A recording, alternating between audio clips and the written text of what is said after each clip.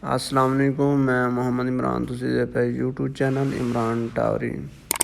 जैसा कि मगरिब दा टाइम हो गया है, सानू रात नू इतनी क्यों एमरजेंसी वीडियो बनानी पई और उस सफ़र दे विच सानू वीडियो बनानी पई और इतनी केड़ी मुश्किल आ गई सानू, असीं रात नू सानू जाना पिया और वीडियो बनानी पई और इतनी क्यों एमरजेंसी आ गई कि सानू रात नू शैड भी विज़िट करना पिया। ਉਹ ਅੱਗੇ ਚੱਲ ਕੇ ਤੁਹਾਨੂੰ ਦੱਸਦੇ ਹਾਂ ਕੀ ਸ਼ੈਡ 'ਤੇ ਐਮਰਜੈਂਸੀ। ਪਹੁੰਚ ਗਏ ਜਿਹੜੇ ਸ਼ੈਡ 'ਤੇ ਜਾਣਾ ਸੀ ਵਿਜ਼ਿਟ ਵਾਸਤੇ।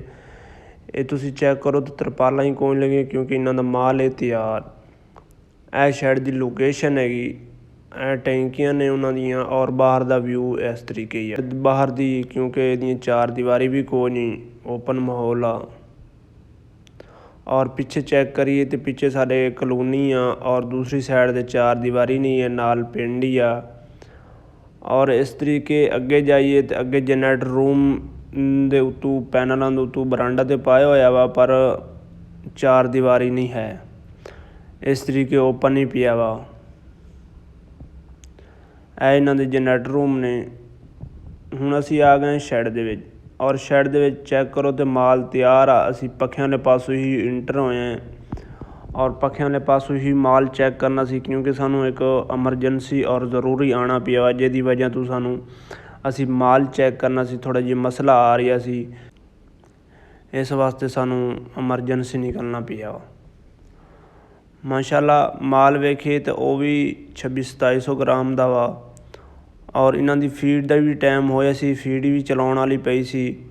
मैं इन्हां नूं कहा तुसीं फीड चलाओ, बस मैं एक बारी अपना विज़िट करना सी, अपनी तसल्ली करनी सी। तसल्ली वास्ते मैं अपना चक्कर लाना सी और चक्कर दौरान काफ़ी चीज़ों नूं नोट करना पैंदा है। उहदे जानवर नूं वेखना पैंदा वा, जानवर दी छोटी छोटियां चीज़ां वेखणियां पैंदियां क्योंकि जदों तैयार माल हुंदा वा, तैयार माल दे विच काफ़ी चीज़ां वेखणियां पैंदियां ने जिहदे विच लूज ड्रापिंग, बुखार, ठीक है जी। इन्हां दिनां दे विच साह दे मसले मसैल बनदे ने क्योंकि तुहानूं दस्सिआ होया मैं पिछली वीडियो च भी दसदा रहिंदा वां कि अजकल दे मसले दे विच अजकल दे मौसम दे विच सिर्फ साह दा मसला बनदा वा और साह दे मसले वास्ते तुसीं अपना मंथोल, ब्रोमैगजीन इदां ਦੀਆਂ चीज़ां चला के रखो। और इन्हां दिनां दे विच जदों माल तैयार होवे, माल तैयार दे विच तुसीं अपना लूज ड्रापिंग नूं कवर करो, बुखार नूं कवर करो। तैयार माल दे विच बुखार और लंगड़ापन बनना शुरू हो जाता।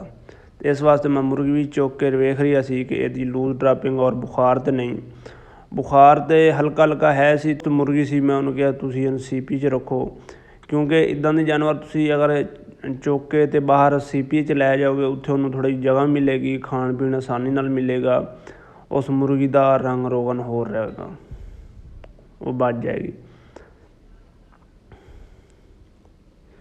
सारा चक्कर लाने का मकसद यही सी कि मैं वो छोटे नूं समझा रही सी, मेरा छोटा भाई है, ये भी सुपरवाइज़र है सिंगल शैड ते, तो इनू मैं समझा रही सी कि तुसीं अपना काम ते फोकस रहा करो, इन्हां दिनां दे विच इस चीज़ नूं मैनेज कीता करो क्योंकि मेन बंदा उही समझना जिहदे सिर ते जिम्मेवारी होवे, दूसरे बंदे नूं नहीं पता। हुण मैं मुर्गियां दित्तियां तो वो लैके ते CP छड्डण चला गया। मैं अपनी तसल्ली वास्ते जिहड़ा वा फिर उन्हां दी CP भी चैक कीती कि उन्हां दी CP च किस तरीके। ਇਹ ਉਹਨਾਂ ਦਾ ਸ਼ੈਡ ਆ ਜੀ ਤੇ ਇਹ ਉਹਨਾਂ ਦੀ कंडीशन आ। उम्मीद करें कि ये वीडियो अच्छी लगी है। अगर वीडियो अच्छी लगी सारे चैनल को सब्सक्राइब करें और बेल आई बटन को ज़रूर दबा दें तो इदां दी वीडियो आप तक पहुँचती रहे। तब तक के लिए अल्लाह हाफिज़।